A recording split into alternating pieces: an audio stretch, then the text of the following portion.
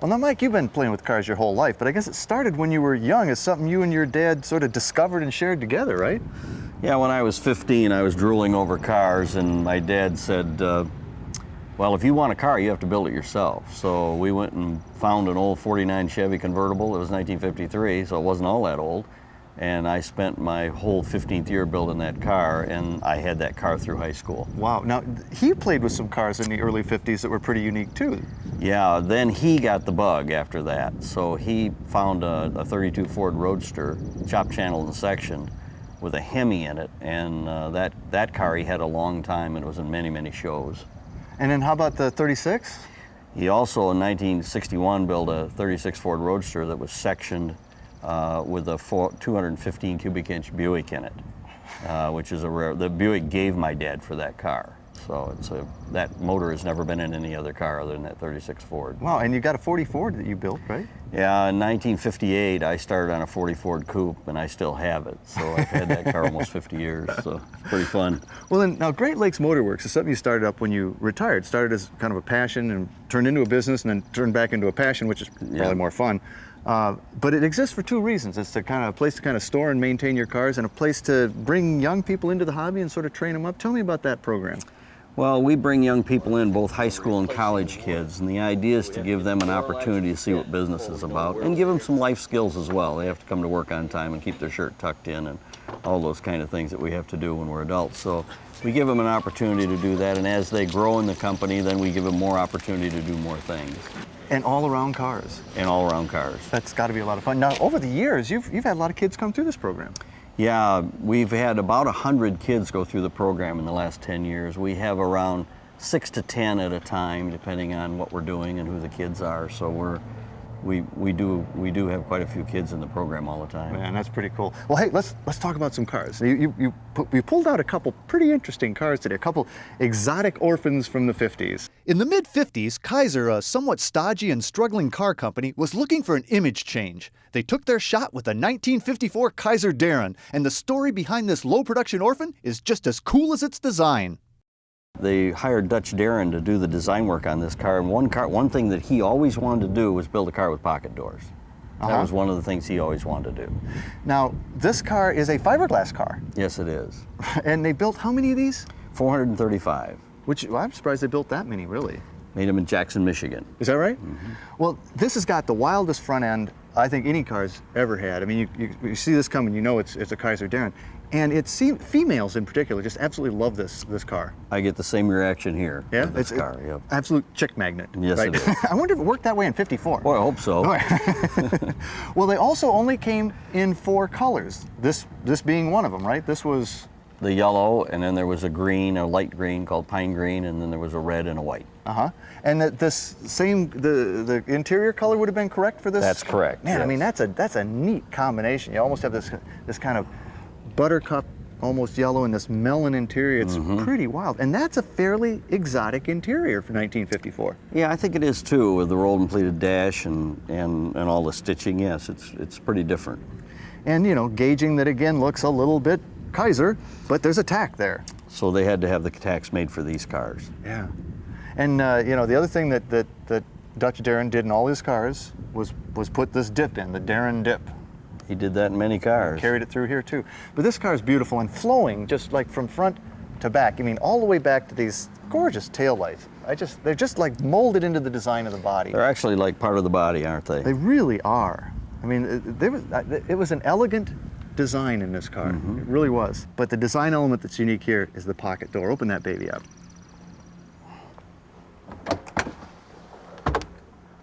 I think that is just amazing. I think that's one of the few, if not the only car that ever did that. It is the only production car that ever had sliding doors. And there's, as I understand it, a reason that there aren't more? They didn't work very well. It is a conversation piece, it really is. Very interesting.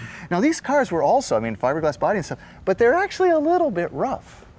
Yeah, the bodies were pretty crude. The molds were pretty crude at that time. They were just learning how to do this, so it was a very difficult thing for them to build one of these cars. And this really is almost a Henry J with a trick body.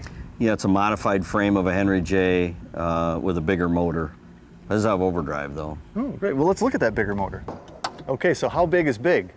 Well, this is 161 cubic inch, 90 horse. So it's not that big. No.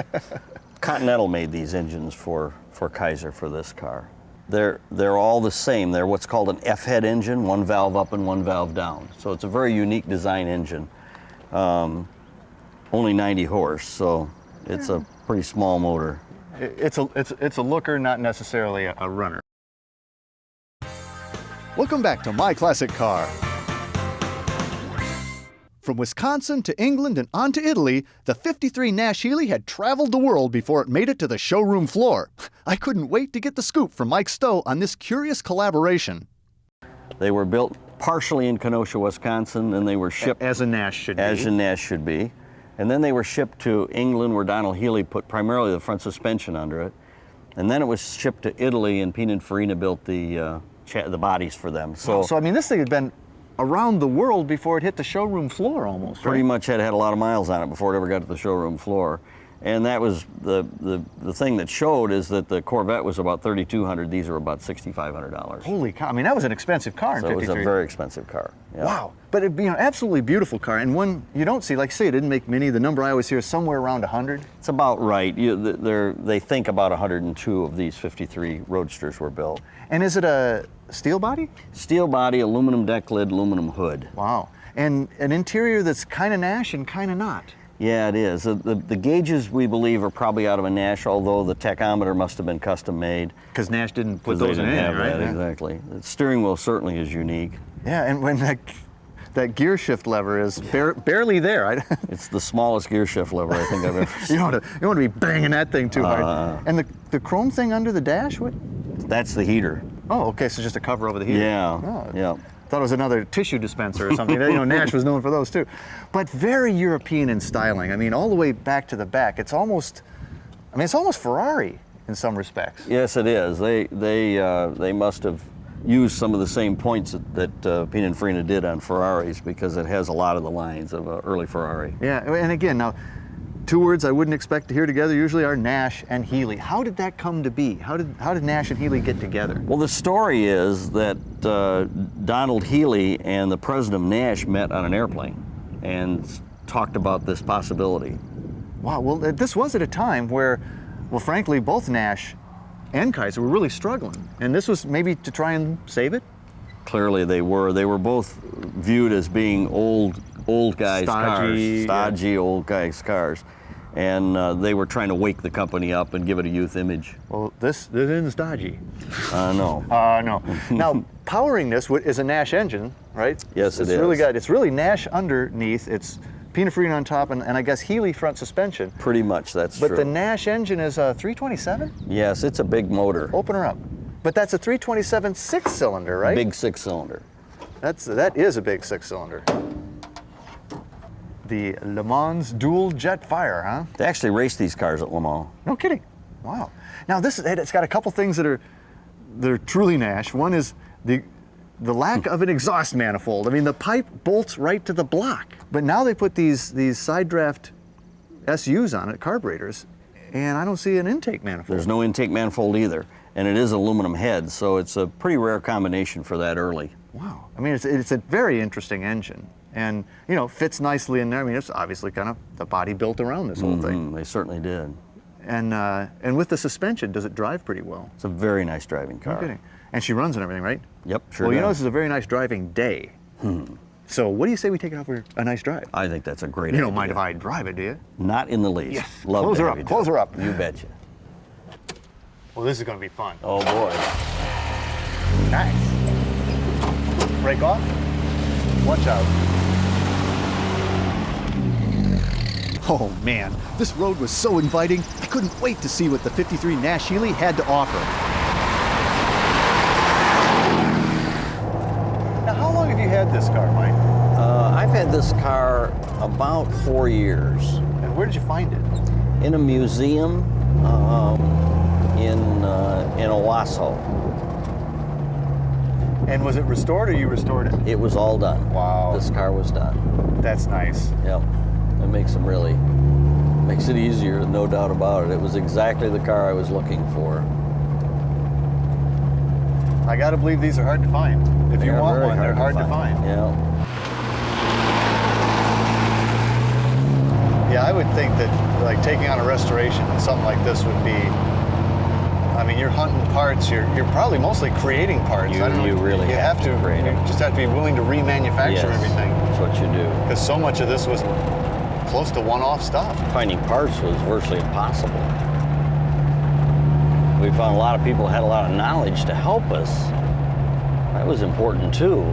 First of all, they were steel, so and Italian steel at that, so they rotted out. They returned to the earth. Yes, they did. So, what do you think about driving this thing? I like it. I like it a lot.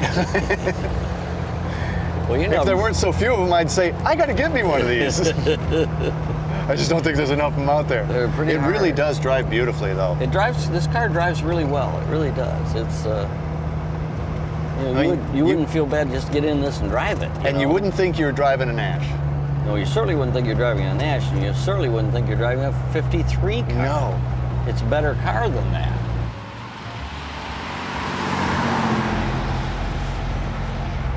You compare this with a Corvette, this is It's way beyond it. It really is. Way beyond a 53 Corvette. I mean, way. But like you say, it was way beyond it in price, too. It was way beyond it in price as well. More than 2 times the price, right? Yeah. I mean, that's a lot of money. Yeah, that was a lot of money for those. That's why it didn't sell. I mean, simple as that. It's got some get up, it's just like. Oh yeah, you get on this thing, and it rip tears right up there.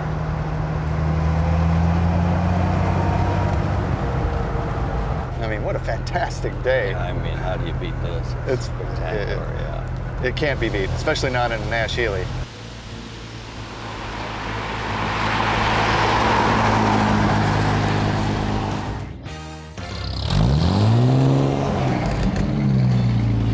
It's like my mother said, always put things back where you found them. That's a good idea. That's a good idea. Great car. Thanks, Mike. You're welcome. Wow.